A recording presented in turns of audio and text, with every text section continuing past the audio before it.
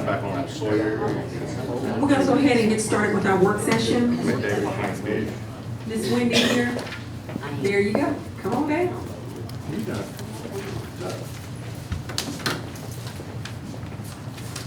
Hi, everybody. I hope that you already know who I am, kind of, and if you don't, I'm going to explain why it's important today, just today. You're all relatively from this area or been here a while, so when I say Cherokee or I say Allsboro Junior High School, you know what I'm talking about. You know where I'm talking about. You also know that it closed in 1981 and it's not served any purpose since that time. Luckily, the veteran that owned it passed it on to his son, and veterans mean something to him. So what I'm here to let you know, Okay. thank you, Ms. Katrina. What I'm here to let you know is next Friday, we'll be taking, we as in CU 360, nonprofit, local, will be taking custody of that property. It's 44,000 square foot, it's 4 acres. Traditionally, the reason we get upset about the displacement, homelessness of others is because it's unsightly. And if we see it, we might be inclined or called on to do something about it. So every time we try to do that where the resources are, we say nonprofits, it's not received well. I get it. You want to serve the people that pay taxes. We still have this other thing outstanding. So whereas we don't traditionally, we're not fond of the homeless or displacement titles, it exists and it's here prevalent in the shoals. The fact that this is Culver County means zero. Our mayor was the only one out of 4 mayors when asked to write a letter to Montgomery telling them that we have displaced veterans here in order to get hotel vouchers. The only mayor out of the Quad Cities to come to the meeting and write that letter. We still don't have hotel vouchers. This resolves a lot of things. It's not just veterans, it makes it easy for us to serve because even if we don't like homelessness, we still have a little bit of patriotism about us. So what I'm asking you is to erase from your mind the thought of us being over there and over here. Erase that bridge that you say you don't cross and all that other BS. And I want to solicit you as a group to be a legacy sponsor in this project. Now, I'm coming in light, which is unlike me. What I'm asking from the city is $1,000. That means your names will go on the wall of the entrance of that school. Our target date is 6 months, which means we would open on Veterans Day. Everything is not figured out, but if there's a nonprofit that's doing good work and they're valued, we will make space to participate and work with them. It doesn't matter which side of the water, because homelessness, it doesn't matter. It's on both sides, it's prevalent. So is there any, I am the solicitor and I am the renovator. I'm not the person that'll be there. You've got a 19-year veteran that'll be running it like a facility at its completion. So it erases food deficiencies with our elderly in both counties. 4 acres is a lot to do with. It reduces our numbers at both shelters because the service dog, Judge Smith, who has heavily been participating in this as we have Veterans Court, said if they come there without a battle buddy, he wants them to leave with one. So those battle buddies, those dogs, will be trained and pulled from our shelter. This one. So we'll reduce numbers for the food that doesn't get delivered to our shut-ins, our elderly, our veterans, our non-transportables. That food will be turned into live dogs for food.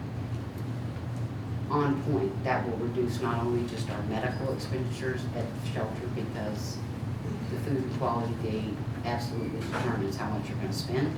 And number 2, zero waste. Zero waste. So if there's any questions, if you guys would like a personal tour, I'm happy to accommodate that. I will tell you that Senator Stutz is also very heavily pressing upon this issue. And so he is involved in looking to help us with a grant on that side of the water. But again, let's not act like this is exclusive, because if you don't believe there are homeless veterans here in your county, you can ride with me for the day, and I'll show you different. Okay, I appreciate your time. If you have any questions, thoughts, want to poke holes in things, maybe you've got a veteran or you're a veteran, or every one of us has got a veteran we're proud of. The more a veteran influence for this project, the better suited you'll be for their comfort. Okay? Thank you guys, I appreciate you. Thank you, Wendy. Steve? I'm Steve. Okay. Mayor Steve? Wendy, as you're leaving, I enjoyed seeing you at the shelter yesterday, Sir, working. I appreciate you. I need everybody in here to get to that shelter. Wait, hey Wendy, wait just a second. I want you to hear what I say.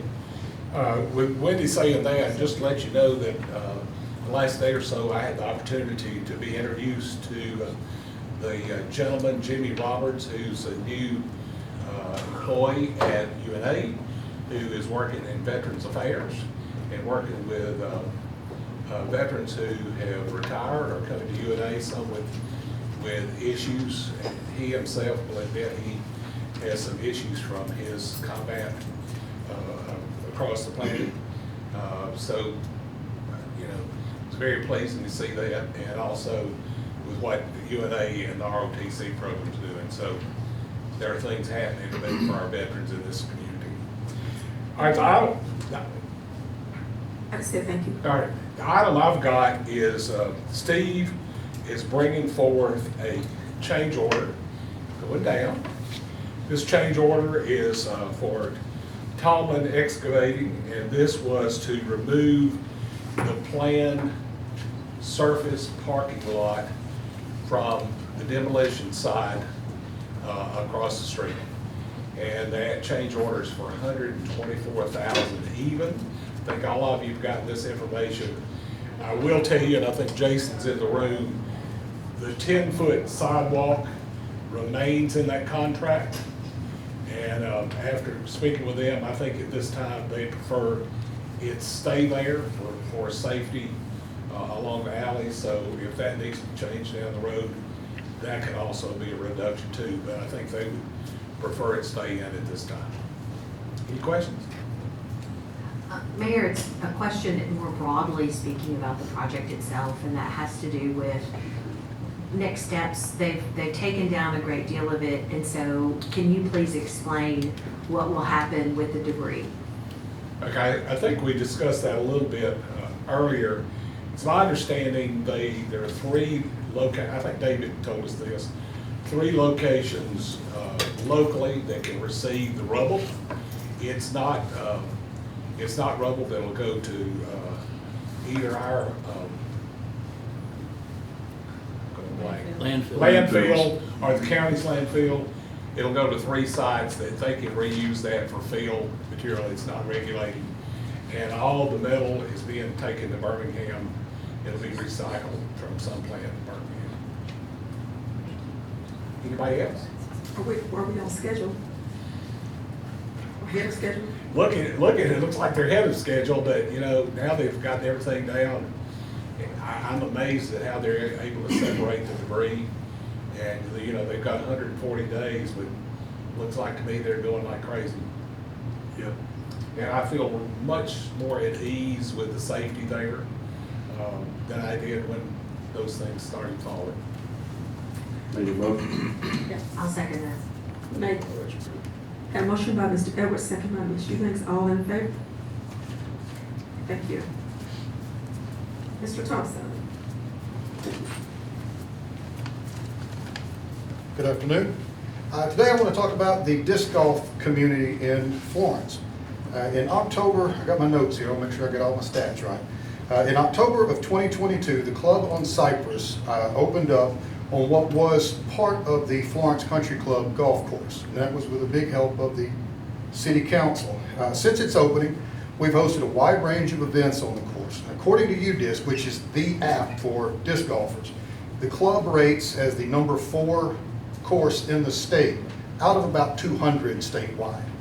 And if you go to Disc Golf Scene, which is the website you have to use to register for tournaments and just about everything else disc golf related, the club rates as the number 3 course in the state, which is pretty cool.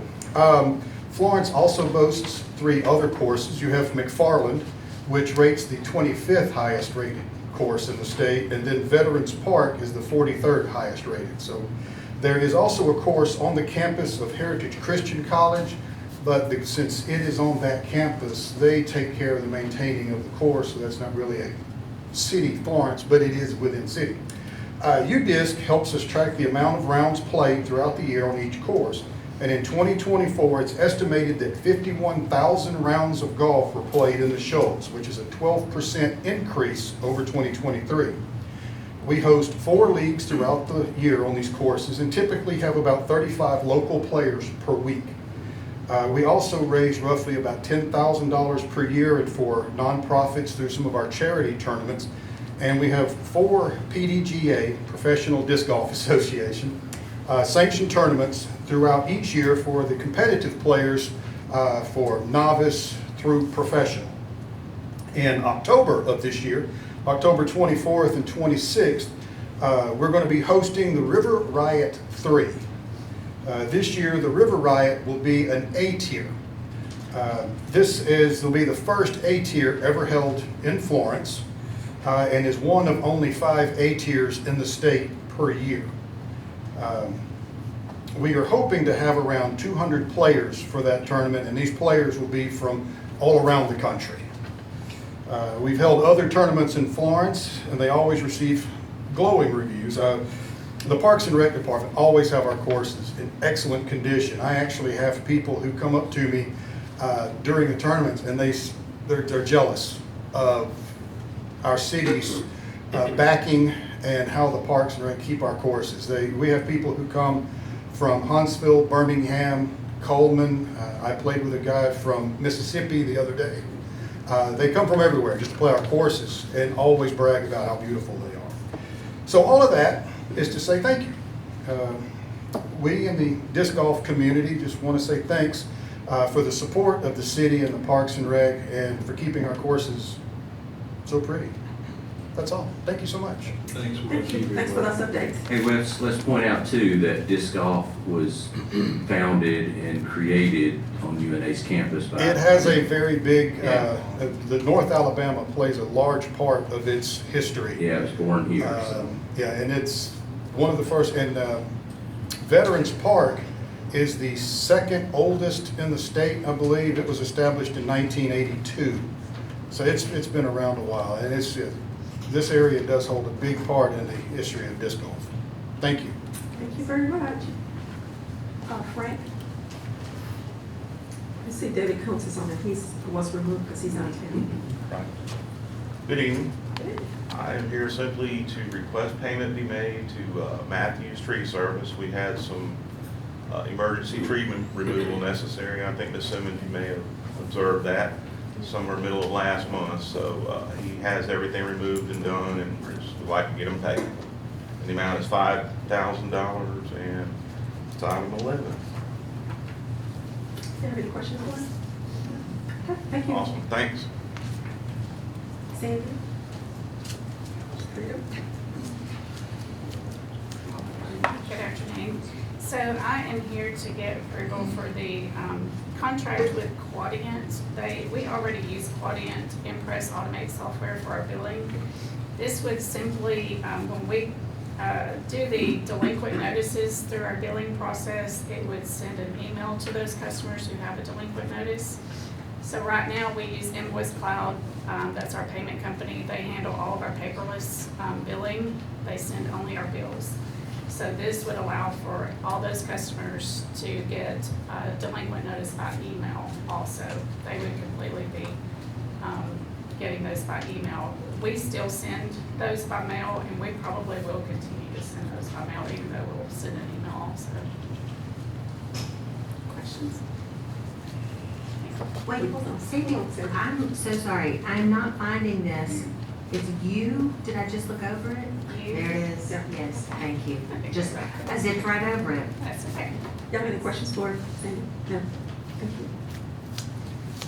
Yeah.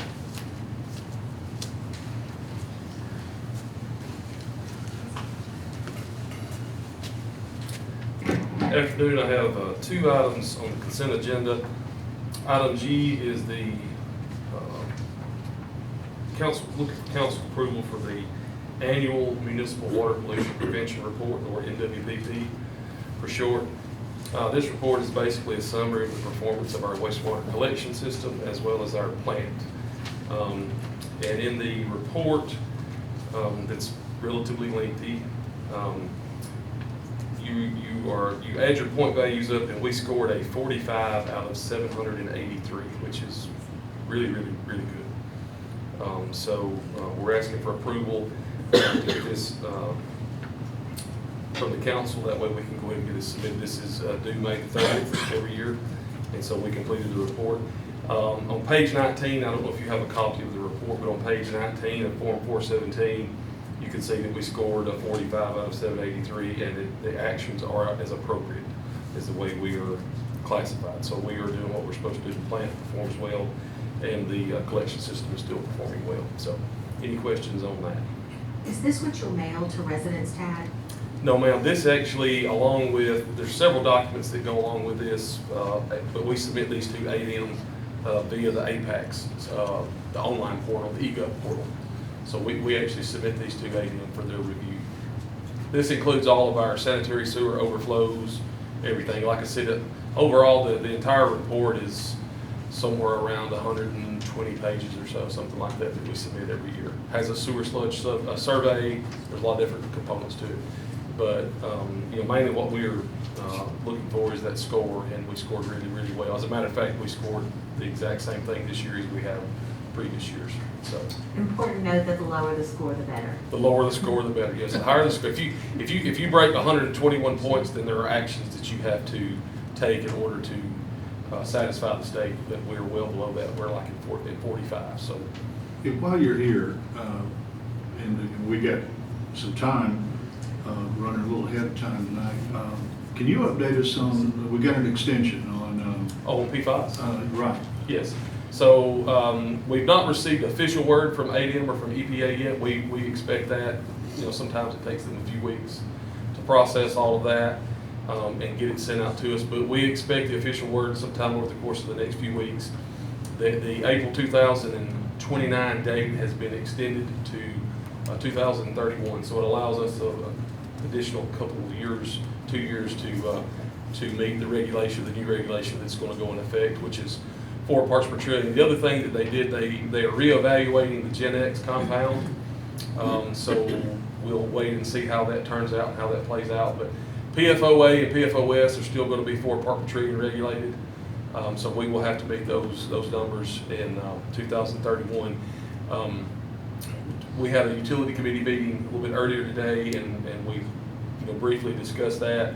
And so it changes our timeline a little, but we maybe by the course of a few months, but we still need to be proactive and stay on top of this, because again, we're going to be competing with the same, all the water authorities across the country for the same funding, for the same contractors, for the same equipment. And Are we still in line to get some settlement money? Yes, we're still in line with that. We still don't have a definitive date, but yes, we are in line to receive some settlement money from that. We did get good news. So 2 years ago, we applied for $477,000 grant with ADM to perform the pilot studies and some of the preliminary engineering for PFAS, and we were denied. And then we received a letter in the mail earlier this week. I think it was Monday. Got an email on Friday, and then actually got the hard copy letter on Monday. Then we have been approved now for that $477,000. I think it was $477,600. So we could take that money and we could do a very comprehensive RO pilot study, have all that complete hopefully by September, and continue to progress and get this plan in place and meet those regulations, meet that compliance by 2031. So, Yeah. all right, any questions on the MWPP report? All right, the second item I have is item T. This is a quote from Southern Cathodic Protection. This is for services on our high-pressure gas mains and crossings, or our casings within the gas system. This is a troubleshooting service that they're going to perform. The cost is $1,550 per day. And we have an estimated scope of work not to exceed 10 days. We're thinking realistically, we're gonna be in that 4 to 5 day range, but we always plan a little extra, if you will. And then also there's a $1,280 cost for the engineering report that will be provided for us. Of course, this is for budgeted funds, account number 376.30, corrosion plant and distribution plant.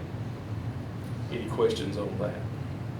The only question about that, Chad, I would say is you would come back with us with the utility committee and give us a full report. of That what is the correct, findings yes, are. ma'am. And what this is where we either have a crossing, a casing, and our steel gas main is touching that casing, therefore it's leading to quicker deterioration of that pipe, which can lead to leaks and all the things that you don't want with natural gas. And so this is going to be a comprehensive study to see how we can eliminate and fix those issues.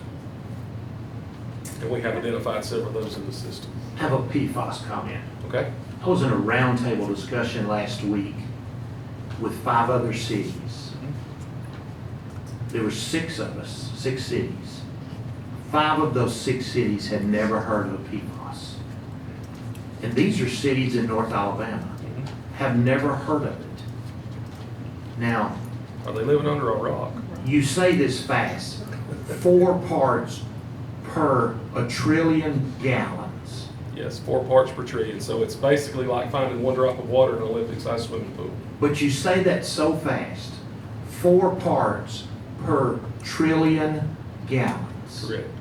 If I'm not mistaken, Florence has 22 parts per a trillion gallons. That was our last sample. Yes, last sample results, last quarterly results. Yes, sir. So if you drink some water out of your faucet, you're not gonna die tomorrow, are you? No, sir, that's correct. You're not going to die. 22 parts. You might die, but it will not be from drinking the water. So We're not we promising currently that. have 22 parts per a trillion gallons. That's correct. Yes, sir. That's a lot of water. It's a lot of water. And You know, I they couldn't- put a study out that you would have to consume, and I don't remember the exact numbers, but you would have to consume X amount of gallons for X amount of days to even have a remote chance of getting sick. And I don't remember those exact numbers. I can go back. I've read so many articles over the course of the last 2 years and have so much data, it's hard to keep up with it all.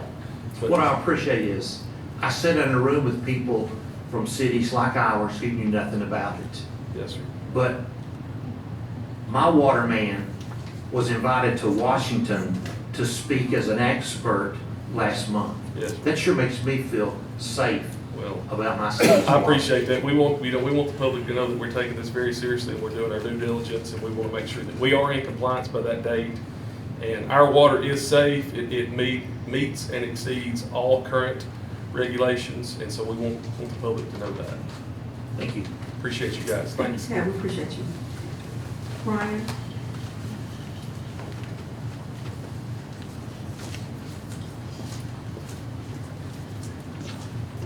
Hello, everyone. 2 items here. 11R is for payment of an invoice. This is for an emergency fix at the roof at the KD Art Center. What happened? We're having a couple of places that were leaking, and when we went to inspect, it was the gaskets around the pipe booms on top. And he said they replaced all those. And because it's a metal roof, it took a little bit more time.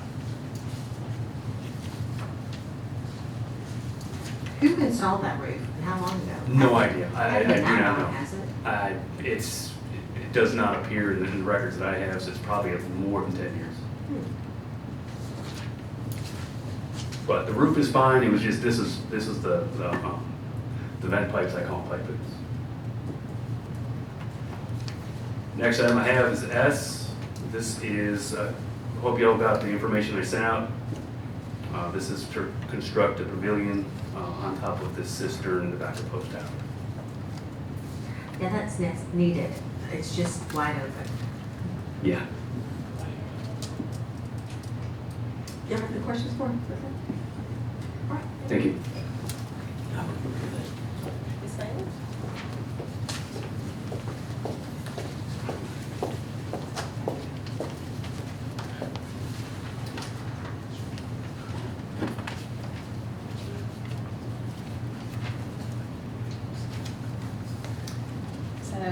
items H through K. The first one, item 11H, this is our annual application to ADECA for the ESG program for program year 2025. ADEM requires a resolution to send in our application. Okay. Item 11I is, and 11J are amendments to our current subrecipient contracts for both Safe Place and Moms Inc. There was funding returned to the Treasury, and we were contacted by ADECA to accept the additional funds. We put the funding request out to our existing subrecipients, and those that were eligible could apply, and both Moms and Safe Place are they both need the funds, can spend the funds, and are eligible. That's an important component. They have to be able to spend it within a finite amount of time. Correct. So what you're doing tonight is amending their current subrecipient agreement. Okay? And then the last item is item K, which is a contract between our program and Parks and Recreation for $41,000 for improvements at Handy Rec Center. Thank you very much for that. You're Certainly welcome. was needed. No additional questions? All right, thank you. Easy peasy for you. Thank you. Bill?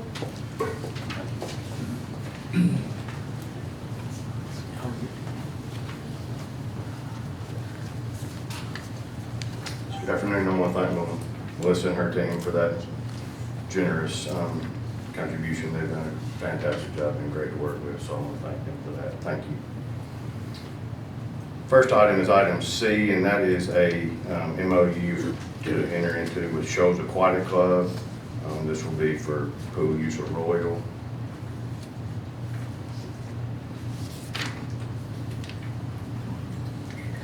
Will there be a fee for them to use that? Yes, ma'am. So they'll pay $60 per session, yes, ma'am. And our wonderful recreation supervisor, Roy, was sitting back here, Callie Brew. I don't know if y'all met Callie, but does a fantastic job. So a lot of these she has worked out their partnerships with, so we greatly appreciate her. Would that be the former FAST? No, sir. Okay. Do they do the same things as FAST? Not really. This is more of a, they do actual, meets and stuff. So I would say probably a little bit different, same lessons and that kind of thing, but a little bit more. It's not old people like me just getting in the pool and exercising? It can be if you want to. No, thank you. Next one is item D, and this is an MOU with the YMCA of the Shoals, and there's several things that they will be doing with us and to make it safer. And Callie may want to talk a little bit about that if y'all got particulars, if y'all want to hear. I do have some questions Sure. about that. I mean, it's free swimming lessons, but the target audience, who's going to be providing those? Is that at the Y? Is that at our pool? So the YMCA is going to offer 1 week of free. Sorry, Kelly, I can't hear well.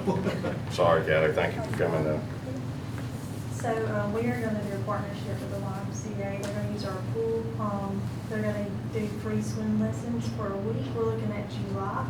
They're going to offer free swim lessons at Handy Rec Center and at Royal Rec Center a week apiece.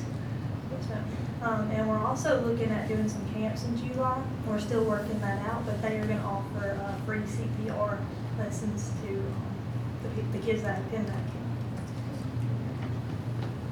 And they'll pay us to use our pool? The Y, they are, we're going to work out a partnership, so they're using it for free, so they can do the free swim lessons for us. That's kind of their payment to use our pool for. Additional questions for her? Thank you. Thank you. You did good. So Callie, even she's certified lifeguard, she took the 3-day class. Is it 3-day class or 3-day class? Very, very hard, but she is a certified lifeguard. Item E is a MOU with Knox Media.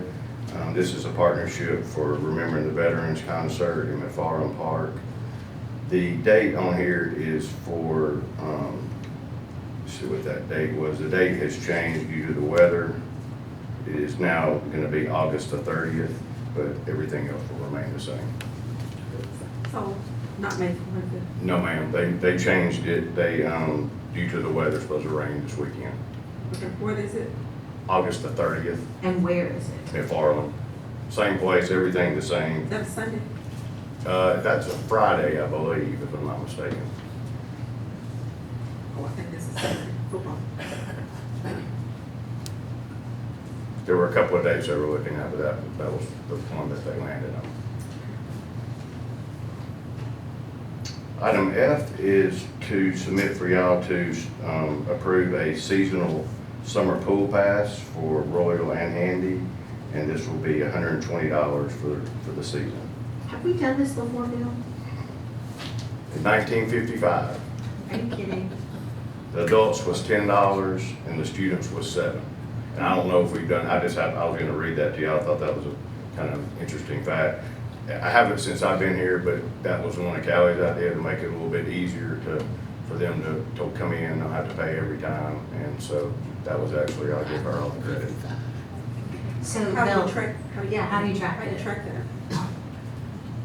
Come back up, Callie. Callie, you might as well just stay up here until I get done with all this swim stuff. Yeah, and what's the current daily rate? Because it was 50 cents when I was a kid. Oh, there you are. So we charge $4 for Royal and $1 at Handy. We are gonna keep track of it on a spreadsheet, but we're gonna issue passes. So each individual will buy a pass, and it'll be like an official, like little badge to give into the pool. So $120 either pool? Yes, ma'am. Mhm. And Handy's only $1, so for Handy, it's more like convenience, not having to carry. But they would still pay $120. Mhm. It'll be for both locations. So, so that 120 person for the season, they could go to Handy, they could go to, Yes, yes, or ma'am. in one. They can go to both locations. All right, go ahead and just- I would like to know when the season is over, how successful or popular that was. Okay. And a report on it to see if that encouraged more folks to come. And I'm sure you'll do that through the Park and Rec Committee, of which I'm not a member, but Jimmy's real good to report that to us. But yeah, I'll be curious to see how that works and if you feel like there's a way to maybe make it electronic rather than a little real item. Yes, So ma'am. that they could show you something on their phone or something. Yes, ma'am. Okay, thank you. No problem. Don't run off too far. It also helps with having to take cash too. It will prevent from having to take cash every day. The next is MOU with Clay Mize, and he is going to be doing tennis lessons. This is for 1 year up to 3 years. So there's a split, you know, he pays us for how many kids he has. Item N is enter into a contract with Adam Richardson, and he is going to provide training classes and certification as needed. And this will be up to 3 years if he remains the same. And I think all the info is submitted here. There's some lifeguard classes, lifeguard recertification, lifeguard preseason orientation, and lifeguard in-service training.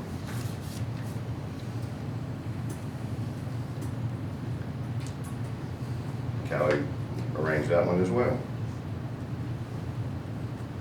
The next one is item O, and that is something that y'all, you approved this, the previous council meeting, but this is a different company, and it's about $10,000 less than the original one. So this is to enter into a contract with Simcoe Construction, and they will remove the damaged roof edge and install the new roof, the membrane ceiling, and this amount will be $19,650. I'll ask you again, Bill, is this a split with the county? I think Mr. Musgrove and Mr. Smith are currently working through a solution. Mr. Musgrove, do you have an update on that as of yet? Well, Chris is gonna talk to the county commission Tuesday. They have a work session. Okay, He and I spoke on the phone again yesterday. okay, So we're working on something to bring to the mayor and council. okay. Thank you very much. Thank y'all. All right, thank you. Don't forget about the grand opening tomorrow at 10 o'clock. Thank you very much.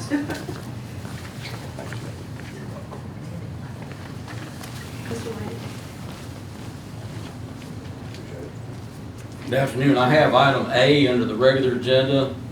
It's a resolution for an alcohol beverage license application for the operation of a full menu restaurant with on-premises liquor, beer, and wine by Rancho Mexican Grill Incorporated, doing business as Rancho Mexican Grill, located at 322 North Court Street, and that is in the former 306 restaurant place. Okay. That's it. Thank you. Mr. Musgrove.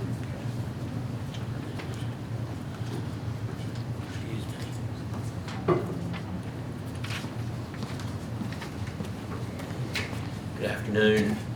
I have one item on the agenda and then one item to talk to the council about possibly adding that, you want me to just go ahead, it's about that TAP grant. So the item on the agenda is item 12B, and it's a new contract between the city and Lambert, Ezel, Durham, architecture for the proposed City Hall project. And this contract is essentially identical to the previous contract for the old City Hall, or the old location. But this obviously changes the location and the budget, but everything else is essentially the same. I've got the budget here that's listed in the contract. The initial budget for the cost of construction is, it's 40 million. I don't see it on here, but anyway, it's 40 million. How much? $40,150,000. That's right. And so that does not include architecture fees, fixtures, or any other tangential expenses, but that does include the cost of a construction manager at risk or general contractor. So that's the actual cost of the building.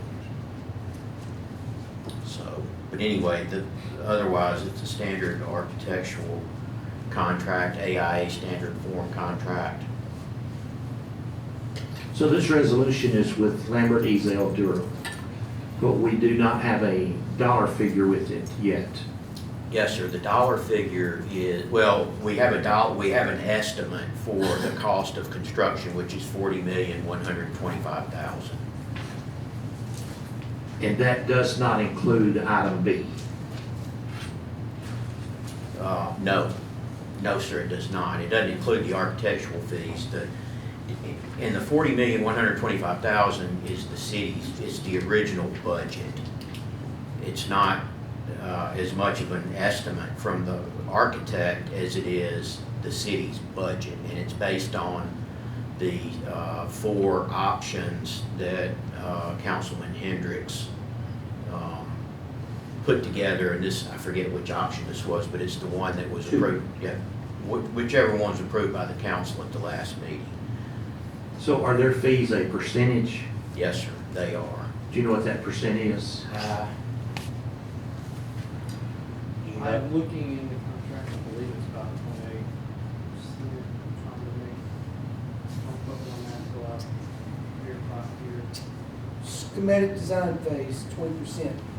Design development phase, 20%.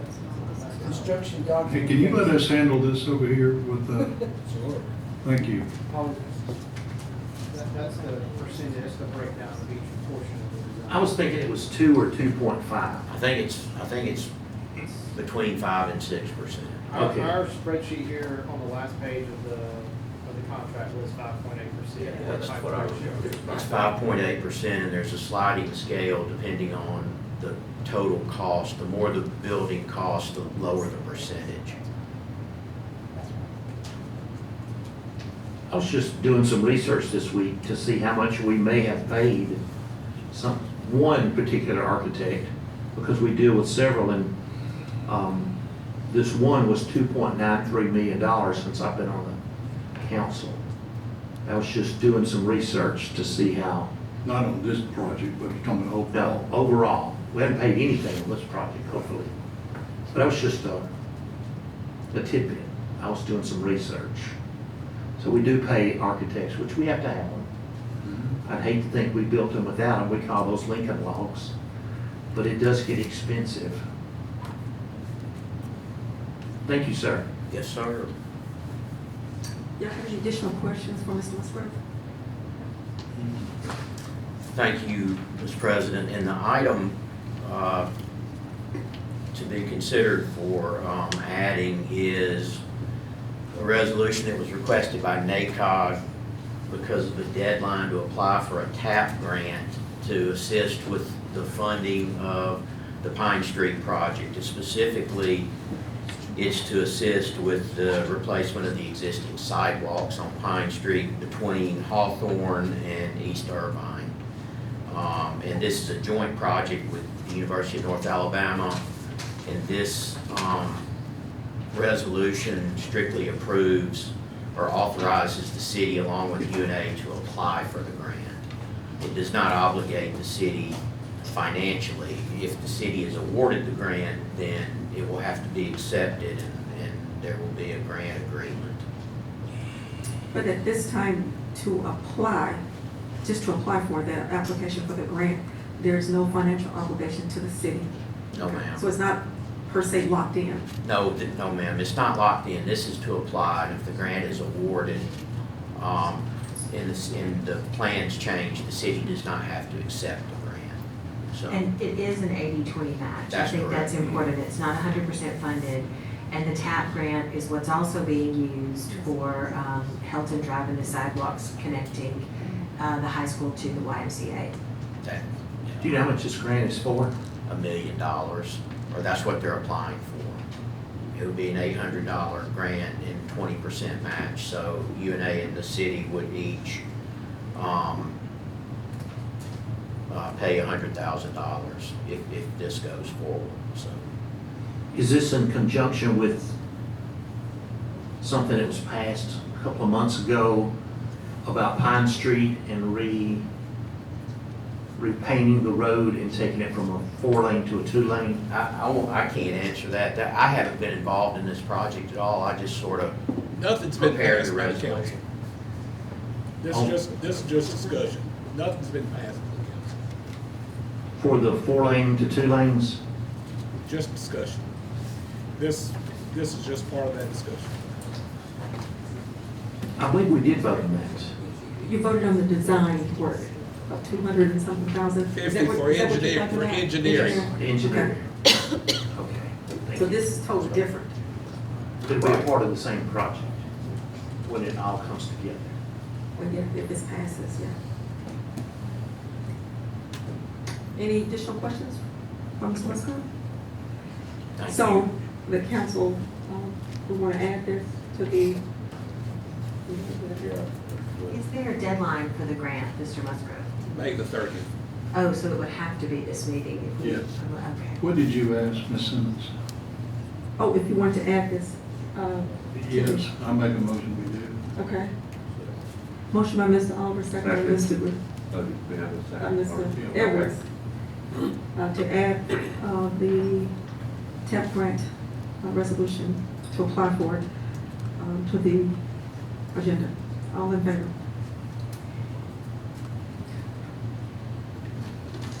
Okay. Mayor. And that would be item 12C to the regular agenda. Item I have is item V. It's a resolution to approve an agreement between the City of Florence and James Marine Incorporated to provide tugboat services for the Spirit of Freedom celebration that's planned for McFarland Park on July the 4th. And if you've got questions, Miss Kathy's going to have to answer. She's our Spirit of Freedom guru. just the wording in the agreement that was sent, it was the wrong. Speak in your, you gotta turn it on in the middle. Push the Is button. it, okay. You were going right on? Yes. Okay. Now speak so everybody can hear you. Okay, so it was just, some wording was left off on the agreement that they wanted to add to it. Apparently, last year, there were some corrections made on it, and then when we sent the agreement, it was the wrong one to James Marine, that they just brought it to our attention. So it's the same thing, it's just the same exact, contract from last year. It was just the wrong one was sent to sign. Okay, any other question? Thank you very much. So, we got some board appointments. Historical board, and we do have, historical commission, we do have one application, Tim Davis. Can I go ahead and, at this meeting, make that nomination for Mr. Davis? You may. Motion by, Ms. Eubanks for Mr. Davis, second by Mr. Hendricks. Any other nominations first? No? Okay, all in favor? Okay. And we have another historical, but I don't think we have any applications to do at this time. He wants to be reappointed. Okay. Scott Love. Is he eligible? Is this his last time, Kathy? Okay. Motion by Mr. Edwards, second by Mr. Hendricks, for Mr. Lovelace to be reappointed. All in favor? The next, we have a beautification, and Ms. Brenda Tees, has requested to no longer be to serve, another term. Health issues. Yeah, due to her health issues. So we do have one application, I believe, on that one for Mr. Dennis Mayfield. For the beautification board. Everybody should have all these, so anybody want to have any additional? Besides Mr. Mayfield? Somebody want to? Make a motion, we accept. Okay, motion by Mr. Griffin, second by Mr. Oliver, all in favor?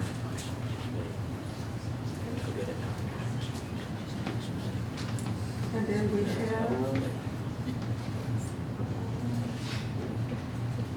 We have a vacancy on the zoning, but we don't have any. okay, Well, we have one, there is actually one applicant that would like to be on any board, they didn't specify.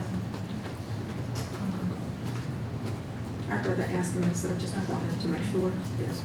So we do have one, opening on the zoning board, so, anybody interested, get your applications in, please, you go to the website. Okay, that's all, we'll take a 10-minute break and then we'll come back and start promptly at 5 o'clock.